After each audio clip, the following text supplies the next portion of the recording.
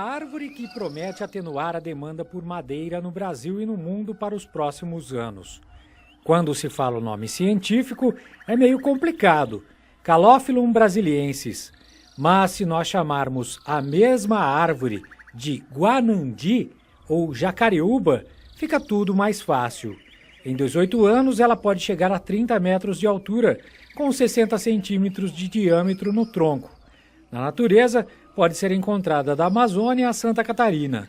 Mas muita gente está apostando na madeira, que é de boa densidade, para a fabricação de móveis finos. Segundo o Serviço Florestal Brasileiro e o Instituto de Pesquisa da Amazônia, a produção de madeira nativa no estado deve cair em 5 milhões de metros cúbicos em 20 anos, enquanto que a demanda deve subir para 21 milhões de metros cúbicos no mesmo período. Segundo o doutor em botânica da Universidade de São Paulo, a USP, o guanandi pode ser uma boa opção de cultura para quem quer investir na área rural a longo prazo. Ela dá em áreas brejosas, um pouco mais secas, então o bom dela é que ela é rústica, ela não precisa de tantos cuidados como outras espécies. Ela tem que ser plantada, você vai ter um retorno mais ou menos ao longo de 18 anos. Este viveiro em Monte Alto, São Paulo, comercializou no ano passado 1 milhão de mudas de guanandi para diversos estados brasileiros. Cada muda custa R$ 2,50 e aqui eles comercializam também as sementes a 50 centavos. A vantagem para quem planta é que depois de 6 anos, o guanandi começa a produzir sementes que podem se tornar mudas. Além da madeira, também tem o subproduto da semente, onde que nossos clientes hoje utilizam as sementes para expandir seu plantio e também para fazer viveiros locais e atender toda a região. Aí a gente trinca a semente, dá uma batidinha, escutou esse clequezinho, para que ela já trincou. Ela já trincou. E aí a gente planta uma semente por recipiente, por cada tubete, né? E depois a gente vai cobrir com o substrato. A gente pega o substrato de casca de pinos, né? Distribui ele por cima das sementes. Depois com a mão a gente vai fazendo o nivelamento da casca de pinos, né? Depois de feito, fazer um molhamento. Se por acaso alguma outra vier a aparecer depois que você fizer uma irrigação, você pode cobrir assim com a mão.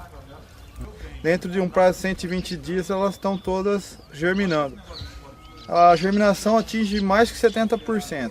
A cada hectare de terra podem ser plantadas 1.500 mudas de guanandi. São feitos 3 cortes sucessivos ao longo de 18 anos de plantio. No último corte, com 500 árvores, podem ser produzidos 300 metros cúbicos de madeira, que podem valer mais de R$ 700 mil. O guanandi foi a primeira madeira de lei instituída em 7 de janeiro de 1835 pelo Império Português, porque a madeira era muito utilizada para a construção de navios mercantes e de guerra devido à resistência à água. Quem produz as mudas garante que, além de poder ser utilizada em escala comercial, a árvore também fornece néctar e frutos para diversas espécies de animais.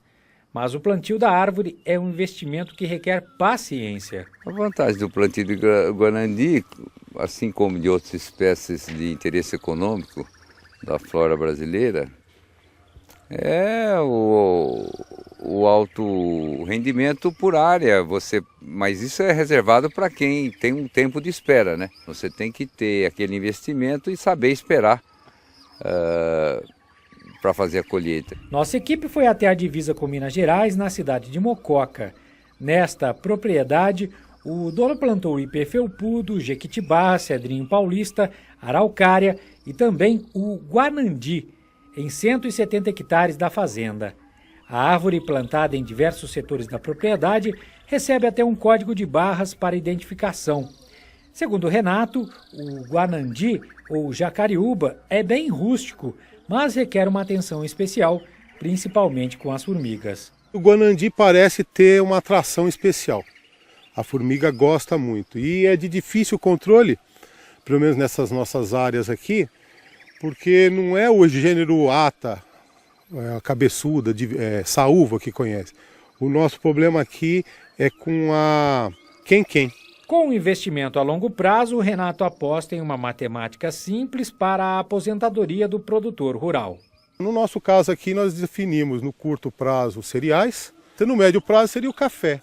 O longo prazo sempre ficou a desejar. Então, assim, para aqueles amigos produtores que estão ouvindo agora e começando, eu sugeri que plantasse já umas árvores nativas ou de lei, para no final da vida, ou no final, não ter que depender de INSS. Na casa de Renato, muitos móveis foram fabricados com a madeira de Guanandi. Uma madeira boa de trabalhar, ela não empena fácil depois de seca. Ela é bem parecida com o mogno, né? Mas vai dependendo da umidade relativa, ela ou clareia um pouco ou escurece.